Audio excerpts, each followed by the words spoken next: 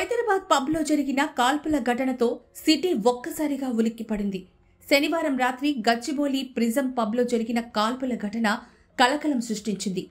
Most wanted criminal Battula ప్రభాకర్ను పోలీసులు arrest చేసే సమయంలో ఈ కాల్పులు జరిగాయి.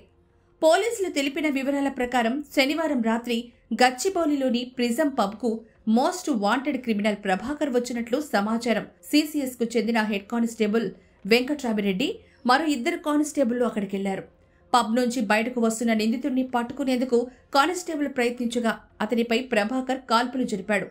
కానిస్టేబుల్ తప్పించుకుని ఆ వెంటనే పబ్ బౌన్సర్ల సాయంతో ప్రభాకర్ను పట్టుకున్నారు. ఆ తర్వాత అతని వద్ద గన్ స్వాధీనం చేసుకున్నారు. అయితే నిందితుడి వద్ద మరో గన్ ఉండడంతో ఆ గన్తో కానిస్టేబుల్పై కాల్పులు జరిపాడు. ఒక బుల్లెట్ కానిస్టేబుల్ ఎడమ కాలు పాదంలో నుంచి బయటకు దూసుకెళ్లింది.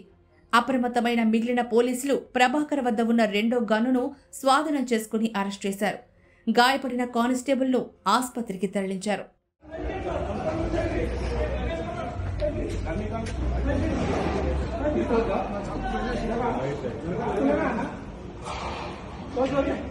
फर्स्ट एड मंगाओ ना, उनको लगा दो। फर्स्ट एड मंगाओ, पहले पानी दो, फर्स्ट एड मंगाओ।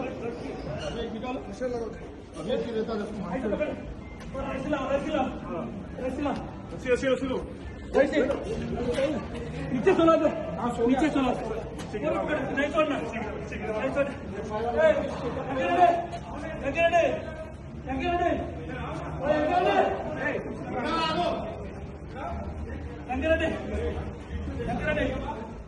అదుపులోకి తీసుకున్న ప్రభాకర్ మోస్ట్ వాంటెడ్ క్రిమినల్ లిస్టులో ఉన్నాడు. ప్రభాకర్పై ఇప్పటికే 80 కేసులు ఉన్నాయని పోలీసులు చెబుతున్నారు. 3 పోలీస్ కమిషనరేట్ల పరిధిలో 16 కేసులున్నాయి. 2023 నవంబర్ నుంచి ప్రభాకర్ పోలీసుల నుంచి తప్పించుకొని తిరుగుతున్నాడు.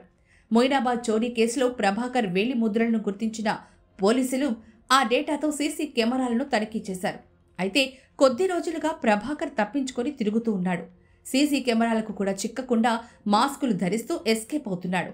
దీంతో పోలీసులు ప్రభాకర్ కదలికలపై నిఘా పెట్టారు. ప్రభాకర్ రెగ్యులర్గా పబ్బులకు వస్తున్నట్లు సమాచారం తెలుసుకున్న పోలీసులు మాదాపూర్ జోన్ పరిధిలోని అన్ని పబ్బుల వద్ద నిఘా పెట్టారు. శనివారం రాత్రి ప్రిజం పబ్కు వచ్చాడు అన్న పక్కా సమాచారంతో పోలీసులు నిందితుడు ప్రభాకర్ని అరెస్ట్ చేయడానికి వచ్చారు. మోస్ట్ వాంటెడ్ క్రిమినల్ బత్తుల ప్రభాకర్ది చిత్తూరు జిల్లా.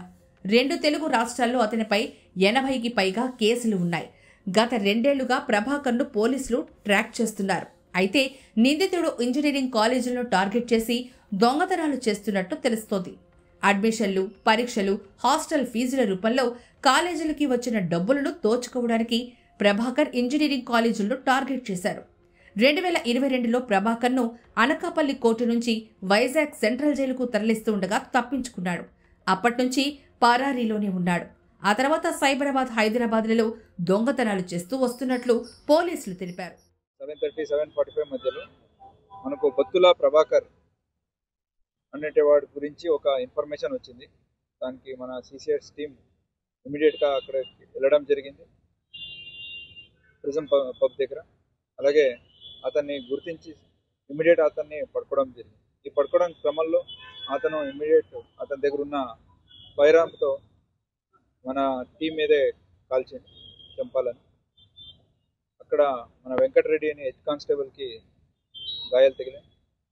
ఇమీడియట్ అతనికి షిఫ్ట్ చేయడం జరిగింది హాస్పిటల్లో.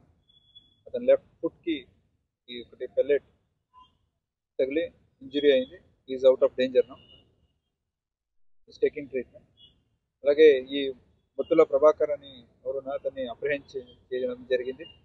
అతని మీదే దాదాపు 80 నుంచి 70 వరకు కేసెస్లు ఉన్నాయి మన తెలంగాణ అండ్ ఆంధ్ర 2 రాష్ట్రంలో. ఇతను HB by night అలాగే ఈ రాబరీ కేసెస్లో ఇన్వాల్వ్ ఉన్నాడు.